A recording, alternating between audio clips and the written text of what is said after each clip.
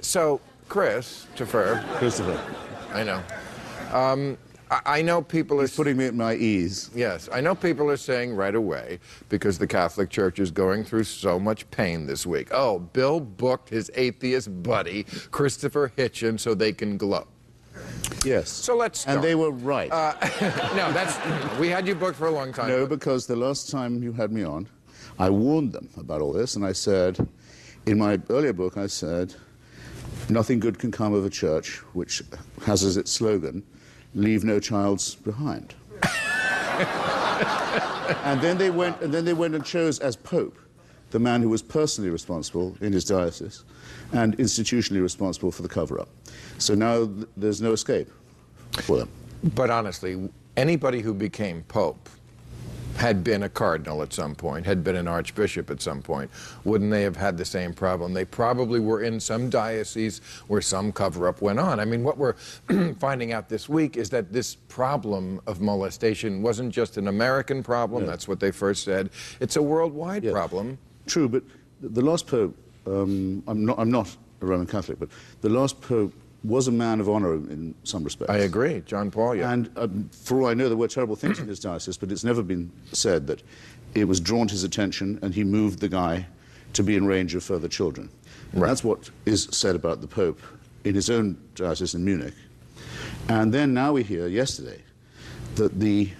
Well, he was Polish. It's almost disgusting to even say, but the people who ran a school for the deaf in Wisconsin invite the little deaf children into the confessional and then molest them. And people were complaining directly to the office that was run by Ratzinger at that point. And he met it with a cold silence. The only worry he had was, would this damage the church? Would it hurt the church, not the children? And they repeatedly refused to act. Now, what I want to know is this. What is the Attorney General of the state of Wisconsin now going to do? Are we going to say these people are above our law? I appeal to people. I mean, that's what's being asked for. That really... If you're a clergyman, you're not liable to the laws on, let's call it child abuse. It's the rape and torture of children. Yes, and you know, it's funny because in this society especially, the worst thing anybody can ever do in the eyes of not just the law, but public opinion, even in prisons, there is a hierarchy of crimes. The child molesters are the ones who even hardened criminals shun or actually kill. Suppose you and I are having a martini. It's thinkable. Suppose. It's thinkable. And you say to me, Hitch, ever been in trouble with the law? And I say, well, and I ask you, and you say, well, there was that thing with the joint, there was that thing at the traffic lights, there was that time I was really short of money, and, you know, the Bank of Santa Monica, and, you know, and I think, okay, all right, and we're all human. But if you say, and I had some friends once who had 2 little boys, and they trusted me as a babysitter, and boy, I had a lot of fun with those kids. Yeah. Want to have lunch next Friday? No, I don't. Right. And you'd get the OJ treatment. Of the one crime that no one can think about without vomiting, that's the one that the great moral church wants wiggle room for. So we can't allow that, I don't think. Since there's nobody here who will...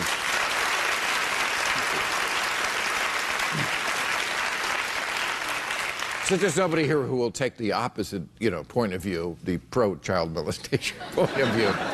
No, but I mean, Catholics, I know what Catholics say, because I hear them, and you probably hear them too, which is, you know, it's a small percentage. You can't tar the whole institution. What do you say to that? Well, what is the answer? I say that it is actually quite a large percentage, but it could be smaller. But the thing is that they're covered up for. I mean, the man who ran the school for the torture and rape of deaf children in Wisconsin was allowed to walk free and to be buried with full honors as a priest. Right. Even though there's only one of him, they thought their job when the complaint came up was to protect him, not the children. That tells you everything. Furthermore, this present Pope, Mr. Ratzinger, is the head of a state, a political state, the Vatican, as well as of a church. So it's not just that the spiritual leader of a big cult is a proven protector of child molesters, but the head of a government has an embassy in Washington. Well, can he land here from now on? Shouldn't Congress become seized of the matter?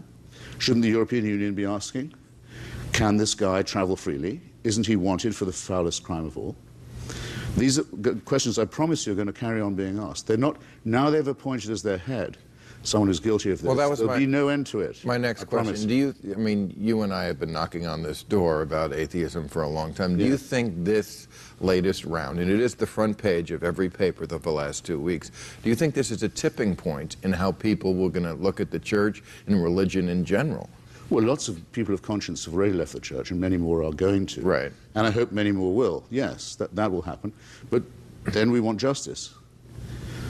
No one's gone to jail for this. I mean, the Pope, when he did his letter to the Irish at the weekend, you probably saw, everyone reported saying, strange, he didn't call for anyone to resign or anyone to be arrested. He only expressed regret.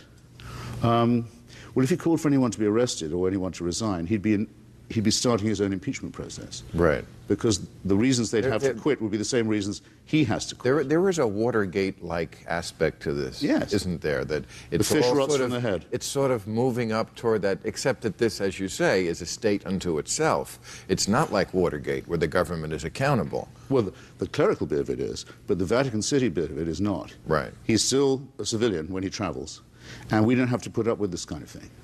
And what would you say? And they say, remember, it's doctrinal. You can't just say, well, there's a few bad apples in every barrel. This kind of thing won't do. They chose him as the vicar of Christ on earth. It's doctrinal for them.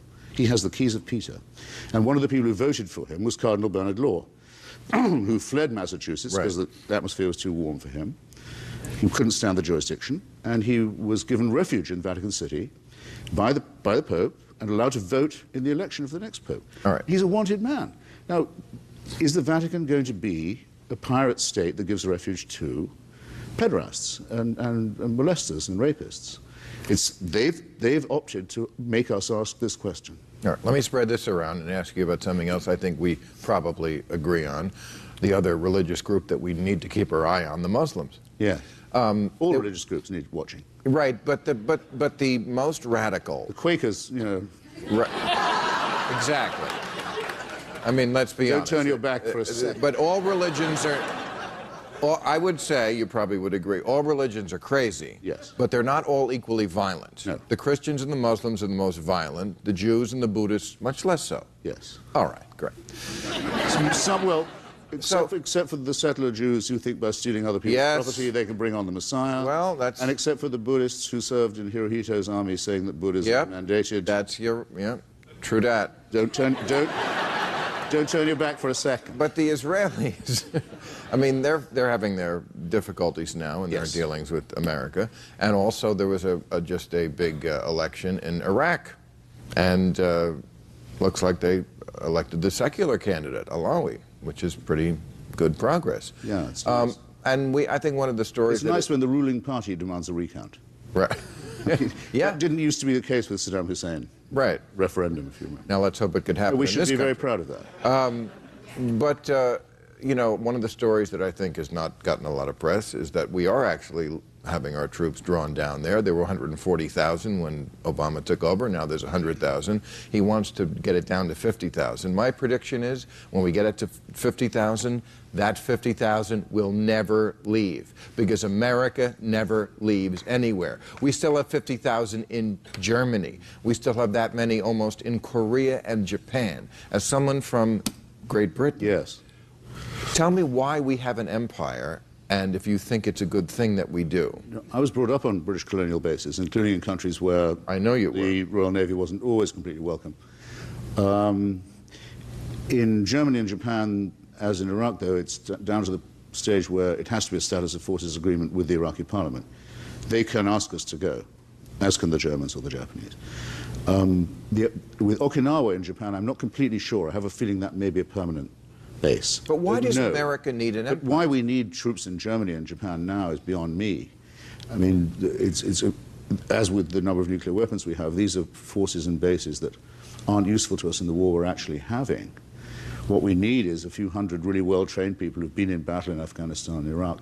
Look at what happened in Somalia this week. All the people are turning against the Al-Qaeda, Al-Shabaab forces. Right. There are some very smart, battle-hardened Americans, just a few of them, helping the Somali government, who've been through this before. That's what we need. These are the people who guard us while we sleep. These are the ones we should be so proud of. Thank you for being here. I'll see you for a martini after the show. Christopher Hitchens.